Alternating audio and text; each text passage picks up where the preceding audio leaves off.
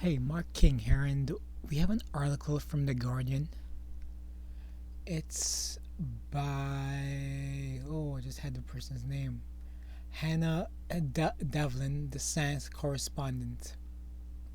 Now, this was on 26th of March 2020. The headline is Men are much more likely to die from yellow fever, but why? So, now, I have this little idea about these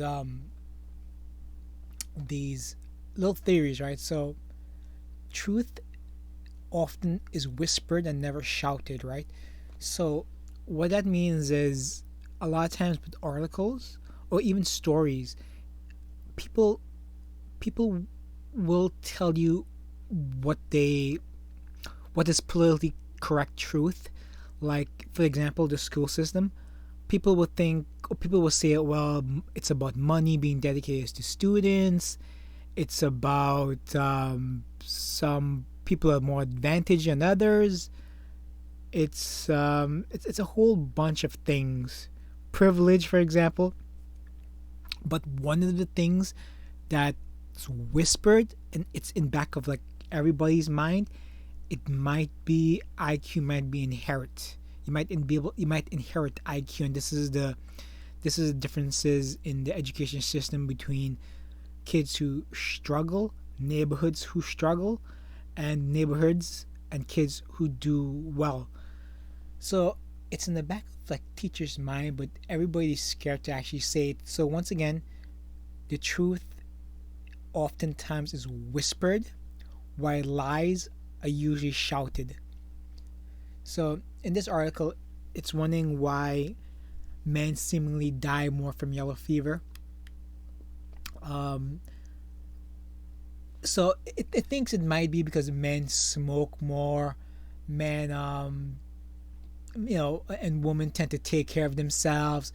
It could be genetics with women, for example, because they have two X chromosomes. It could be also their body is more resistant to viruses. All that could be true, but it's funny. All these articles, like for example, it they just came up with something called a smoke hypothesis. Obviously, you could think about what it really is. Means men smoke more, hence they will get that yellow fever and die from it more often than a woman would. But it could also be, and like again, simple things to think about, like the media never talks about, like men have harder lives, they have harder jobs. They probably interact a little bit. They probably will probably say it. They probably interact in more shady areas also. So that could be a possibility that they're all ignoring. I think intentionally so. They don't want to actually mention that men technically have harder lives. I mean, much harder lives. Every statistic, men's lives are harder. So this is one of those things that I think that may be the truth to it, just because it's one of those things that's being whispered here and there, but it's never being pushed to the forefront as a theory. So anyway, talk about how women may wash their hands more, for example, and all these I call it BS theories.